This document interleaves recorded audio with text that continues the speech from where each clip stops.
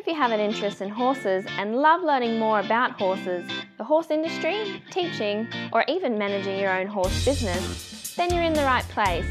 We would love you to join us on our mission, which is to improve the lives of horses around the world through the education of riders, handlers, and trainers. So get comfortable, listen in, and enjoy. This has been another episode sponsored by Online Horse College. If you haven't had a look at the wide variety of equine-specific accredited courses, then go to onlinehorsecollege.com and I'll see you over there. Today's guest is Joanna Barry.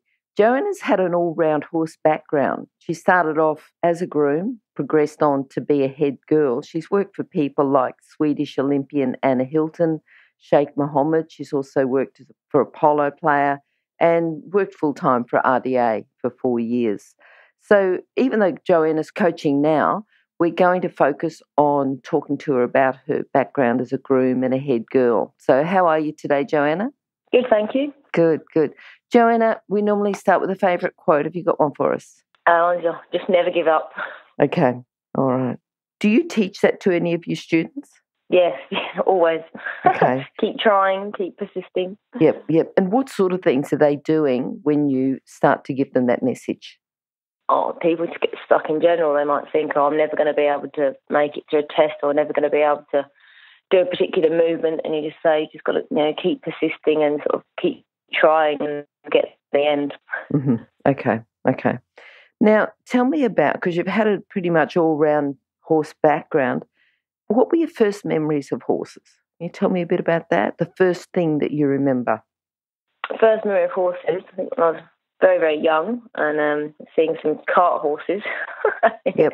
And feeding them an apple and telling my nan that I wanted a horse. I never got a horse, but I got a very large to life rocking horse instead.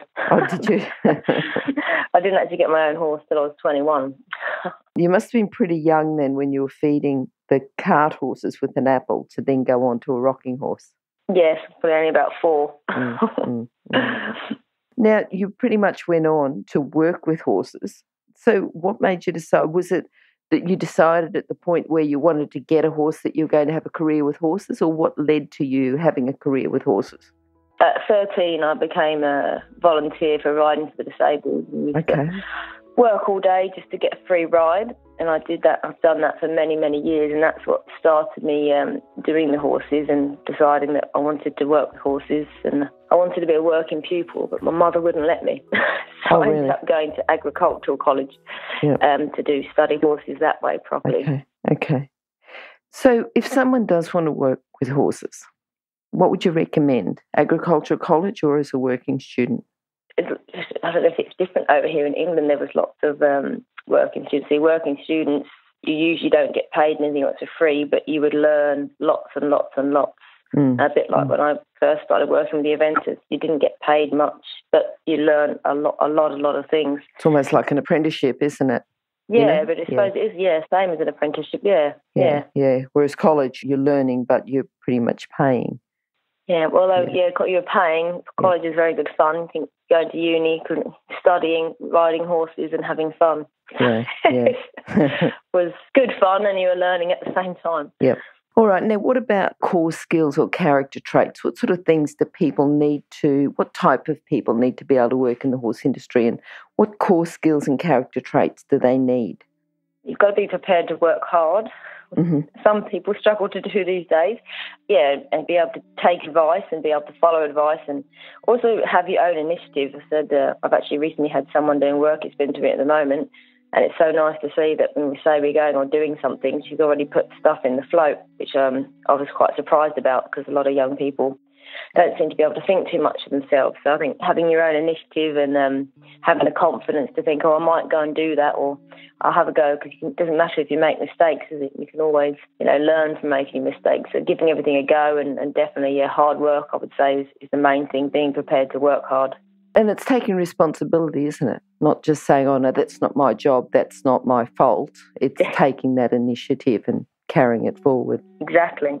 And also something did go wrong, being able to say, okay, I did something wrong, but, being able to hold your hand up and say that you did do something wrong or you needed help, etc. Mm-hmm. Yep. All right then. What do you think then? You've worked in the horse industry pretty much your whole life. What do you think's the best thing about working in the horse industry? You meet lots and lots of people, all sorts of, and I always think of that you never ever stop learning. Mm-hmm. You might go somewhere and hear, like as I coach and then you hear a coach say something in a different way, you think, oh, that was a really good way of breaking it down. Or there's always things to learn. It doesn't matter what you're doing or what level coach you're at. Coaches always need other people coaching or a bit of a backup. You never stop learning different things. Yeah. I would say. Mm-hmm.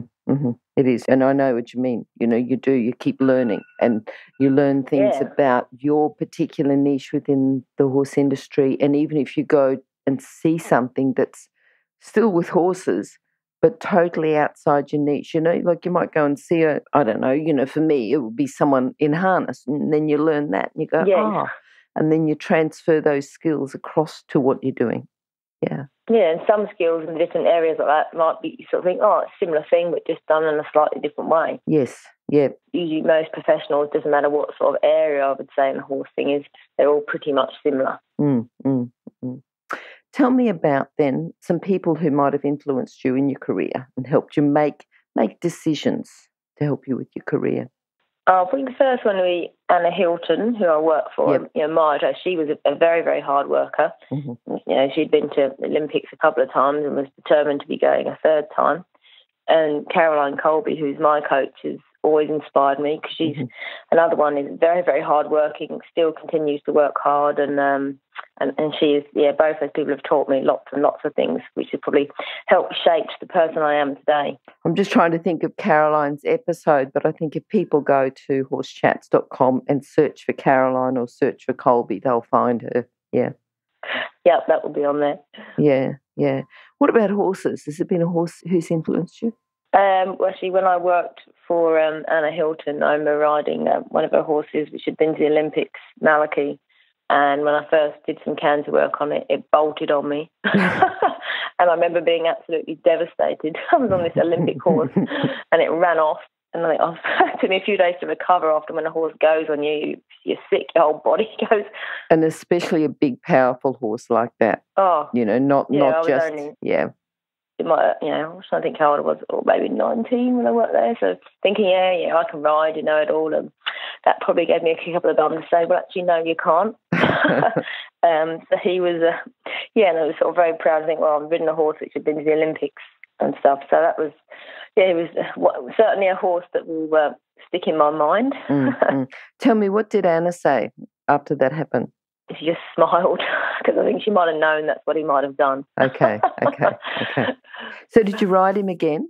Yes. Yeah, no, after. He never did it again after that. Okay. So I got a bit more experience on some other horses, and then went back to being able to do the gallop work on him. Okay. Yep. Tell me then, what's your proudest moment? I always remember, again, when I had my very first horse, I'd only got him when I was 21, but I decided that when he was young, I was very much going to be winning a particular championship and get this rug, and everyone sort of looked at me like, yeah. And I did. I won my the dressage championship and won my rug on my 70%. I always remember deciding that I was going to win this particular dressage series, and I did. And it was sort of, everyone was surprised that when I said I was going to do it, and I did manage to do it. Yeah. And what do you think? You went out there to win the series and ignored everyone else who said you weren't going to. What do you think was key in you winning the series? Was it, the fact that you were determined? Did you do visualization? Did you do the training? Did you look and make sure the training, okay. I would say. But I was, worked very hard on the training. And I've sort of ridden all sorts of different horses. He was, my first horse, and it was, and then after that, he sort of progressed quickly after winning that, he sort of moved on to novice elementary fairly quickly. So I think spending that time probably in that preliminary, really getting all his basics and winning that, then was that stepping stone to quickly move him up the ranks a little bit after that, for spending such a long time at the lower level to get him there, I would say. Yep. No, that's good. And probably a good lesson to learn to spend the time. Get the basics right. Well, that's very much what I'm teaching. Everyone likes to rush everything along and do this and this. They don't like spending ages and ages getting the basics right, which is your foundations for your future at the end of the day. If you skip too many things, you won't make it further along correctly. You've got to often create problems. Yeah, yeah. And I think sometimes those basics people skip through them because they don't understand that, they're just very subtle things. The resistances. Or they find them boring. Well, that's right. That's right. Yeah. But the resistance the horse puts in, they don't realise that you can actually do it, without that resistance. And by just taking it that little bit slower sometimes and giving the horse the chance to understand what it's supposed to be doing as well. Yep. Joanna, what do you think's been your biggest challenge? My biggest challenge has been coming back after having a nasty riding accident where I had a brain injury. I was in a wheelchair and had to learn to walk again, had to learn to do everything again. So that's been my biggest challenge, which is what prompted me to become a coach, because I was a full-time rider over here until I had my accident. So that's what was my probably change of career. So what do you think then, if someone's had an accident, what do you think has helped you to get back and be positive about it and say, right, well, I can't do that anymore. Now I'm going to focus on coaching, and have that bit of a changing of career of what you were doing and now to what you are doing now? What advice would you give someone? A lot of it is mindset. I say positive mindset. Now, couldn't walk, but I was determined I was going to be getting back and doing things. And I think very much having a mindset, I would say, is what helps you and makes you be determined to do things and think, well, you can't change what's happened, so you need to move on and think, well, what else can I do? And I'll work on doing that. And I think for me, having such a varied background of doing all these other things has actually really helped me probably become a good coach, because I haven't just decided I wanted to be coaching when I was 18. I didn't do it till I was 27. I did do a bit of coaching, but didn't do any formal qualifications till I was 27. But had lots of experience with horses in the meantime. Yeah. Huge, big varied background. So that's given me as I say, your life experience is very important, I would say, to helping you coach and do things. Life experiences. And that positive mindset, going back to your favourite quote, that's sort of the never give up, never give up, just keep going. Yeah, positive mindset. Exactly, yeah. Exactly. Yeah. Okay, now you as a coach, because I'm going to talk to you about a coach now, what's a common problem that you see with your riders, or common problem with the horses? Most common problem would be lack of confidence and nervousness, I would say, between all sorts of ages and things usually, which has a huge impact on the horse. That's why I spend most of my time focusing rather on the horse, a lot more on the rider, which Caroline always taught me that. There's a lot to fix up with the riders, and most of the horses being overcome. Right, most horses they all have problems, but there's not too much wrong. A lot of the horse problems, when you're looking at coaching, are all mainly related to the rider's problems. Sure. At the end of the day. Wait. Can you hear anything? No? That's because we're waiting for someone with a good quality horse product to be advertised here. If that's you, then contact us, horsechats@horsechats.com, and we'll send you the details. Thanks. What do you think causes the lack of confidence? Are people over-horsed? Have they had an accident? Are they just a bit worried? I don't know. You tell me. I think a lot of people are over-horsed, and a little bit, I find, compared to England. In England, when you had adjustment places or horses, there was always a lot more support and a lot of help. Where here, I think where people have a lot more land, or like, say, for instance, you could have horses and your parents might buy your horse, but they're not horses. So I think there's probably a lack of support and help, or people teaching people from the beginning or at a young age, or even when adults are older, they might go to a riding school and then buy a horse, and then they've got a horse, but they don't have any knowledge of how to look after it, and you haven't got the support. And I think a lot of that is why you get a lot of people with no confidence, because they haven't got somebody helping them probably along the way as much. I would say compared back to in the UK, where it's quite different over there growing up when people had horses to here. So I'm watching Sending at Pony Club. There's many kids there and with the horses, and mum and dad have got the horses at home, but mum and dad have no idea. Yep. And things go wrong quite easily, and that there's no support. It doesn't take long for things to happen as well. So I would say that's what I think I see. Yeah.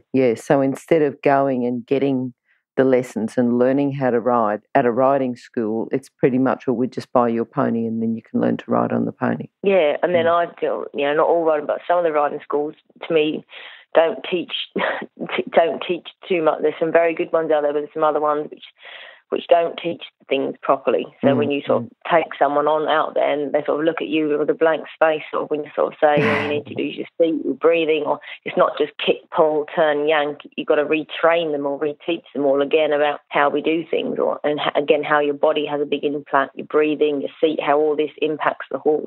Yeah. And that, because it takes years, and it's feel and stuff. It takes you don't just learn these things overnight.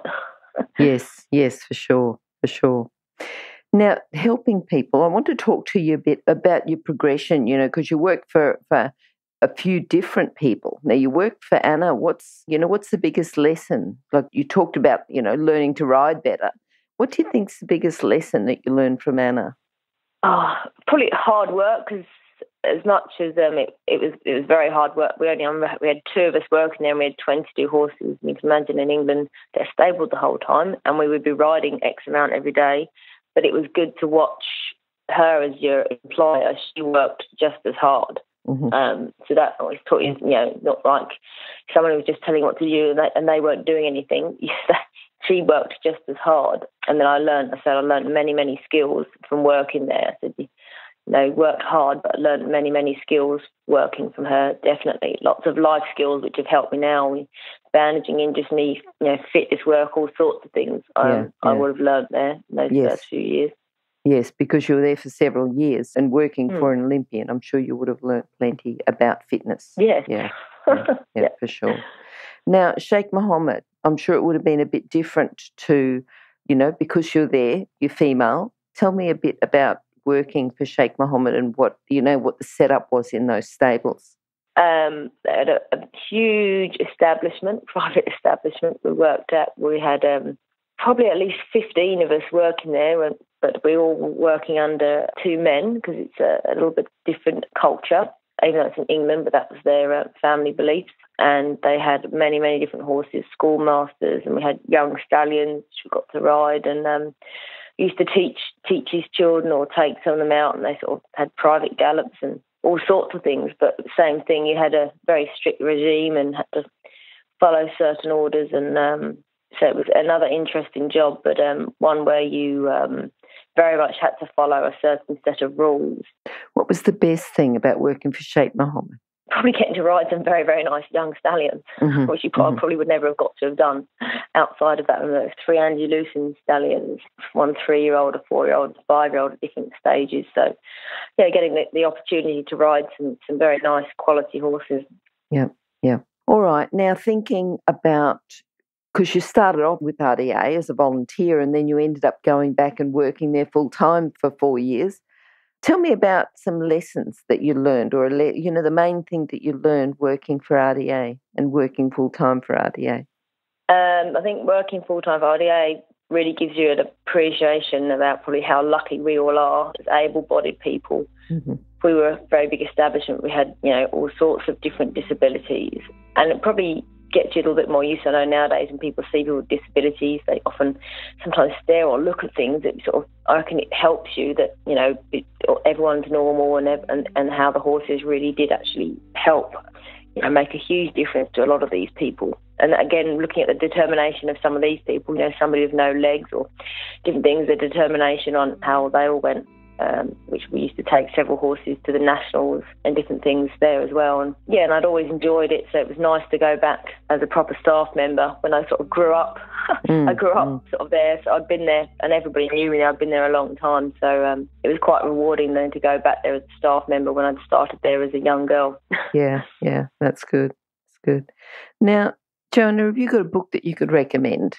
That's probably one thing I sort of haven't read any books for a very long time since my accident. I don't actually do much reading these days, but I tend to just generally often read the different things like the Dressage Today from America, just a lot of art sort of things like that I read, and you always pick up new little information and articles and things. Okay. And your standard, it sounds silly, but your British Horse Society manual sounds silly, but always remember, as a young kid reading the Pony Club manuals, which might be like, 30 or 40 years old probably now, but a lot of the advice is similar today. It's a little bit outdated, but a lot of the things are all fairly similar, even though over the years we've adapted things, but all of these general books for helping people are pretty much on the same wavelength.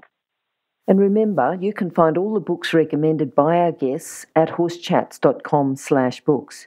You can have a look at the guest page for the individual book they recommended, or just look at the recommended books by order of popularity at horsechats.com/books. I think today, even though technology is progressing so quickly, everything else is progressing so quickly, but horses are still horses, aren't they? Exactly, yeah. Your books these days would probably be on a screen, not in a paper version. Yeah. Oh, it's surprising the amount of people that read books. Take the time to read books, and I know that you shouldn't be on a screen before you go to sleep. And a lot of doctors and that they recommend that you get off the screens before you go to sleep. So people might choose to read. That's what I've read. I read your magazines, I suppose, and things. But I'm so busy. I don't usually have time to read. Only if I go on holiday, which is never. Jumping on a plane sometimes, yeah. Joanna, what are you looking forward to? I'm looking forward to have a 4-year-old warm blood mare at the moment, which I'm looking forward to hopefully bringing her up to Grand Prix. Finally got a young, talented horse, so that's what I'm looking forward to in the future, bringing her along and getting myself back riding at some higher levels again. Good. After having kids and brain injuries and things, focusing on myself for a bit and getting myself going again. Oh, that's good. That's good. Yeah, looking forward to hearing how you're going there too. Yeah. Look, Joanna, can you sum up your philosophy with horses before we finish? Just sum it up into a message for our listeners. Oh, probably that same thing, determination, never giving up, and remembering that you can always learn something off everybody, I would say. Okay, and how can people contact you? I've got my Facebook page, which is Diamond Equestrian, and also my email, which is diamondequestrian@yahoo.com.au. Okay, and those details will be on horsechats.com/Joanna Barry, or go to horsechats.com and search for Joanna or search for Barry. Joanna, thank you for talking to us today. You've sort of brought in a bit of a different background. I think, coming in, and I forgot to mention too that you're a Horse and Hound UK Groom of the Year finalist in 2001. So, I think congratulations to you on that as well. But coming in and talking about life as a groom and a head girl, I think it's just been a bit different, even though you've gone on and become a coach now. I'm having that basis. Yeah, different background. For sure. And I'm sure that background is helping your students now. So, good on you for that. And hopefully we'll catch up sometime soon. Thank you. Oh, all right. Thank you very much. Now, if you're still there, you probably know that I'm absolutely passionate about education within the horse industry. That's why I host this podcast. My other venture is Online Horse College. Have a look now at onlinehorsecollege.com and I'll see you over there. Remember that our comments and instructions are general in nature and do not take into consideration your individual horses or your individual ability and circumstances. If you enjoyed this podcast, then please leave your comment below.